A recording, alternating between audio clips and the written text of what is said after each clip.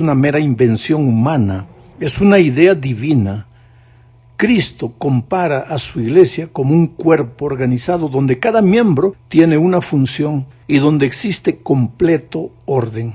Sería una tragedia si en el cuerpo, por ejemplo, la oreja quisiera ser ojo, o si la nariz quisiera ser boca, o si el pie derecho quisiera ir hacia la playa y el pie izquierdo deseara ir en dirección opuesta. Todo ser vivo necesita una organización. La anarquía, donde cada uno hace lo que quiere, es diabólica. Y la iglesia, como todo ser vivo, también necesita de un cuerpo organizado. La metáfora del cuerpo de Cristo simbolizando a la iglesia expresa varios aspectos de la iglesia y de la relación entre Cristo y nosotros. Como el cuerpo de Cristo, la iglesia depende de Él para su existencia. Cristo es la cabeza, dice Colosenses 1:18 y Efesios 1:22. Cristo es la fuente de la vida de la iglesia. Sin Jesús no habría iglesia. Por otro lado, la iglesia también recibe su identidad de Cristo. Nota bien, recibe la identidad de Cristo, no la crea. Jesús es el fundamento y el creador de las creencias y las enseñanzas y las doctrinas de la iglesia. No es la iglesia en sí. La iglesia solo recibe todas esas enseñanzas de Cristo. Cristo y su palabra, tal como se revela en las Escrituras, es lo que determina lo que es la iglesia. En Efesios 5:23 al 27, Pablo usa la relación entre Cristo y su iglesia para ilustrar el tipo de relación que debería existir entre el esposo y la esposa. Ahora, ¿cuál es la idea clave de esta relación entre Cristo y su iglesia? Pues que Cristo es la autoridad máxima de esta iglesia y que la iglesia es el cuerpo de Cristo a quien Jesús ama con todo su corazón. Por lo tanto, nuestro reconocimiento de Cristo como la cabeza de la iglesia nos ayudará a recordar a quién le pertenece nuestra lealtad suprema, al Señor mismo y a nadie más. La organización debe estar subordinada a la autoridad de Jesús. Jesús es el verdadero líder de nuestra iglesia. A propósito, mira lo que dice la sierva del Señor en Deseado de todas las gentes, páginas 382-383. La iglesia está edificada sobre Cristo como su fundamento. Ha de obedecer a Cristo como su cabeza. No debe depender del hombre, ni ser controlada por el hombre. Muchos sostienen que una posición de confianza en la iglesia les da autoridad para dictar lo que otros hombres deben creer y hacer. Dios no sanciona esta pretensión. El Salvador declara: todos vosotros sois hermanos. Todos están expuestos a la tentación y a cometer errores. No podemos depender de ningún ser finito para ser guiados. La roca de la fe es la presencia viva de Cristo en la iglesia. De ella puede depender el más débil, y los que se creen los más fuertes resultarán ser los más débiles, a menos que hagan de Cristo su eficiencia. Hay algunos pensamientos interesantes en esta declaración inspirada. Una de ellas es que la cabeza de la iglesia es Cristo.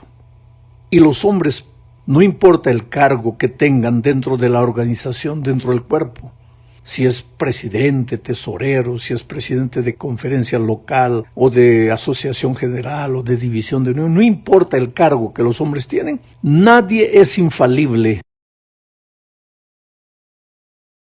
Por eso la iglesia trabaja con juntas, con comisiones, y en la comisión no se hace lo que un hombre quiere. Y esto es lo que tenemos que entender nosotros. A ninguna comisión, a ninguna junta se va para hacer lo que la cabeza quiere. Se va para dar opiniones. Y tenemos que tener el valor que Cristo da a sus hijos de emitir nuestras opiniones, aunque el líder no esté de acuerdo con esa opinión. Pero finalmente se decide lo que la mayoría vota. Y una vez que la mayoría vota, pues entonces todos, hasta aquellos que estuvieron en una posición contraria, tienen que asumir la posición de la comisión y defender esa posición como si fuera suya. Es de esa manera que trabaja la iglesia. Y es así que podemos decir que Cristo está dirigiendo la iglesia a través de los hombres que colocó en las comisiones. Pero esos hombres de las comisiones tienen que ser sabios para no dejarse conducir por una sola mente, sino para emitir sus opiniones y tomar decisiones conscientes dentro de la comisión a la cual Dios los llamó. En la segunda parte de este estudio veremos el asunto de la autoridad dentro de la iglesia. ¿Quién tiene autoridad? ¿Qué significa autoridad? Leamos Mateo capítulo 20, versículos 26 y 27. Estas son palabras del propio Cristo a sus discípulos al verlos disputando sobre quién sería el más grande en el reino. Jesús dijo: mas entre vosotros no será así, sino que el que quiera hacerse grande entre vosotros será vuestro servidor, y el que quiera ser el primero entre vosotros será vuestro siervo. El primero, el líder, el presidente, el gerente, el tesorero, el primero, el cargo de responsabilidad. Jesús no dijo que nadie debe querer ser el primero. Él no vino a anular en el corazón humano el deseo de ser el primero. Él vino a orientar y a enseñarnos las motivaciones correctas para querer ser el primero. Estas palabras de Jesús, Él las dio cuando un día, mientras se dirigía a Capernaum, sus discípulos se quedaron en el camino discutiendo quién de entre ellos debería ser el primero.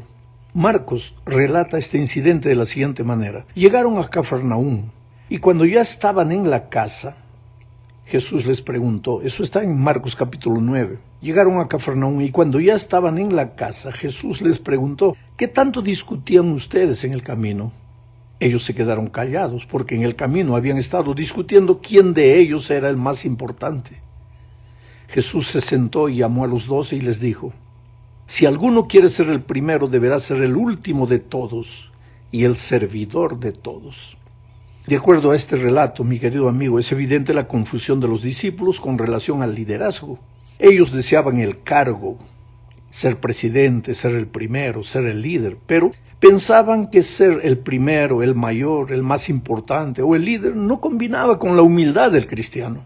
Por eso en aquella ocasión, camino de Capernaum, ellos dejaron que Jesús se fuera delante y se quedaron atrás de propósito, porque se sentían tentados a discutir algo que en el fondo ellos consideraban errado, entre comillas. Sin embargo, el maestro se percató de la confusión de sus discípulos. Conocía la intención oculta de sus corazones y al llegar a la casa, los reunió para discutir el asunto, sin subterfugios, sin rodeos. ¿Qué tanto discutían ustedes por el camino?, les preguntó. Y ellos se quedaron en silencio porque sabían que habían discutido quién de ellos debía ser el primero. Se sentían culpables, no dijeron una palabra, se quedaron calladitos. Delante del silencio de los discípulos, Jesús les dijo que el problema no radicaba en el deseo de ser el primero, sino en las motivaciones para querer serlo. Ellos, los discípulos, como muchos hoy, pensaban que ser presidente era ocupar un lugar privilegiado, dar órdenes, gozar de ventajas que la mayoría no tenía. Pero Jesús les dijo que no había nada de malo en desear el liderazgo, desde que se tuviera la idea correcta de lo que significaba ser líder, de ser el primero. Si alguno quiere ser el primero, deberá ser el último de todos y el servidor de todos, les dijo. Sabes, en esta declaración de Jesús encontramos la teología del liderazgo. Jesús no enseñó que el deseo de ser líder sea pecaminoso, pero mostró las motivaciones correctas. Si quieres ser líder para mandar, estás equivocado. Si quieres ser líder para tener privilegios, estás equivocado. Pero si quieres ser líder para amar a las personas, para servirlas, ahí estás correcto, porque liderar es amar y servir. Sin duda Jesús fue el más grande líder de la historia porque nadie amó y nadie sirvió como él. Su vida fue una inspiración para millones y millones de seres humanos. Jesús rompió los parámetros establecidos por la sociedad en que vivía y conquistó con su amor y su servicio millones de corazones. Desde esta perspectiva, ser el primero, ser el líder, ser el presidente no es empujar, es inspirar. No es ordenar ni mandar, es hacer que las personas sientan ganas de realizar las cosas. El que preside tiene que ser capaz de amar y ser amado. de modo que las personas se sientan compelidas a seguirlo hasta el fin, así como Jesús.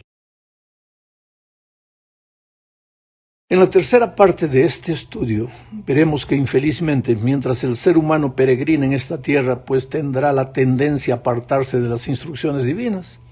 Mira lo que Pablo le aconseja a su joven discípulo Timoteo, en 2 de Timoteo 4, 1 al 4. Te encarezco, dice Pablo, delante de Dios y del Señor Jesucristo, que juzgará a los vivos y a los muertos, en su manifestación y en su reino, que prediques la palabra, que instes a tiempo y fuera de tiempo, redarguye, reprende, exhorta con toda paciencia y doctrina, porque vendrá tiempo cuando no sufrirán la sana doctrina, sino que teniendo comezón de oír, se amontonarán maestros conforme a sus propias concupiscencias y apartarán de la verdad el oído y se volverán a las fábulas. Aquí Pablo dice que a medida que nos aproximemos de la venida de Cristo, surgirán hombres y mujeres que teniendo comezón de oír, se amontonarán maestros conforme a sus propias concupiscencias y apartarán de la verdad del oído y se volverán a las fábulas. Pablo, por tanto, le aconseja a Timoteo como líder espiritual que predique la palabra, que inste a tiempo y fuera de tiempo, que redarguya, que reprenda, que exhorte, pero que lo haga con toda paciencia y doctrina. El problema podría surgir cuando Timoteo, queriendo cuidar de esa sana doctrina, entre paréntesis, empezara a cuidar de una opinión personal y comprometiera a toda la iglesia con su actitud. Porque la palabra es la Biblia, es la Sagrada Escritura, las enseñanzas que están ahí, no lo que yo pienso, no lo que yo creo, sino que lo que el Señor Jesús dejó explícito ahí. Y hay 10 cosas claras y explícitas que están resumidas en la santa ley de Dios. Hay otros temas paralelos a estos 10 principios que son eternos y no necesitan discusión. La sociedad puede cambiar, el mundo puede cambiar, pero los principios son eternos. Pero cuando comenzamos a confundir principios con asuntos culturales, ahí comenzamos a crear problemas y atentamos contra la unidad de la iglesia. Hoy día vivimos en días en que nosotros estamos más prestos a prestar oído a las fábulas humanas que a la palabra de Dios. Estamos queriendo ser políticamente correctos, pero no bíblicamente auténticos. Y cualquiera que quiera defender principios bíblicos es tachado de ignorante, de ultrapasado, de conservador, de fanático. Y no es así. No es así, porque las enseñanzas bíblicas jamás pasaron de moda.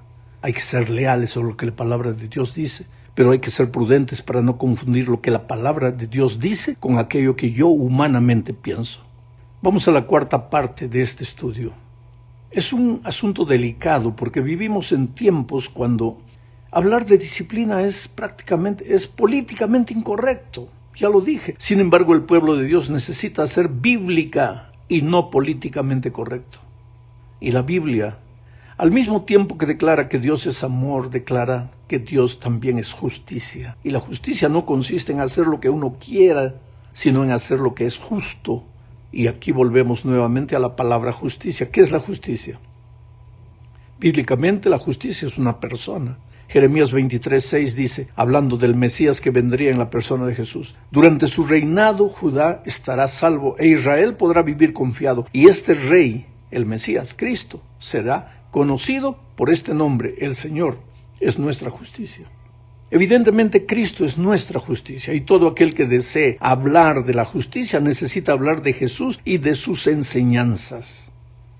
¿Qué dijo Jesús acerca de la disciplina? Porque Jesús habló del amor, pero también habló de la disciplina.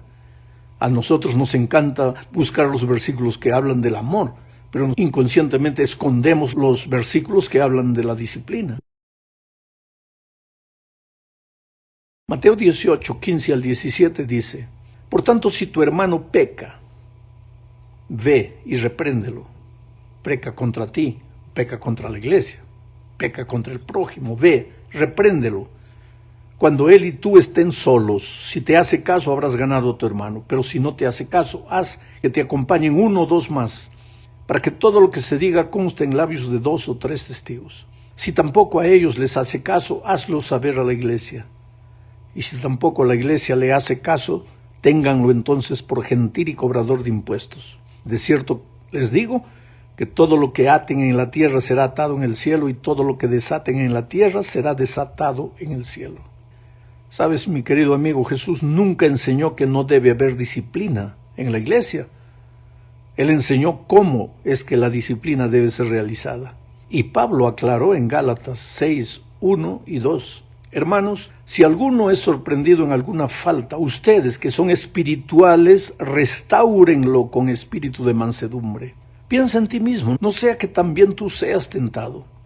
Sobrelleven los unos las cargas de los otros y cumplan así la ley de Cristo. Cristo nos estableció aquí las pautas para la disciplina. Alguien erró, hay que hablar con él. No hace caso, hay que llevar testigos para hablar con él. No hace caso, hay que traer el asunto para la iglesia. No hace caso, pues entonces ya no forma más parte del cuerpo. Es simple, no necesita complicación. Porque ¿qué pasaría si el meñique del dedo se resiste a obedecer al cuerpo? Pues ya no forma parte del cuerpo. Llegamos ahora al fin de este comentario hablando de la misión que Cristo le confió a su iglesia. En realidad, sabes, el propósito de la organización es cumplir la misión con mayor eficiencia. Tengo varias citas del Espíritu de Profecía que me sacuden, me hacen temblar. La primera está en Testimonios, volumen 7, página 21. La iglesia de Cristo en la tierra fue organizada ese es una proposición que denota propósito. La iglesia de Cristo en la tierra fue organizada para fines misioneros. Y el Señor desea ver a la iglesia entera, presidente, tesorero, secretario departamental, anciano de iglesia, pastor de iglesia, diácono, diaconisa, ministerio de la mujer, del joven, del niño. A la iglesia entera el Señor desea ver, idealizando medios por los cuales elevados y humildes, ricos y pobres puedan oír el mensaje de la verdad. Otra cita. Hechos de los Apóstoles, página 9.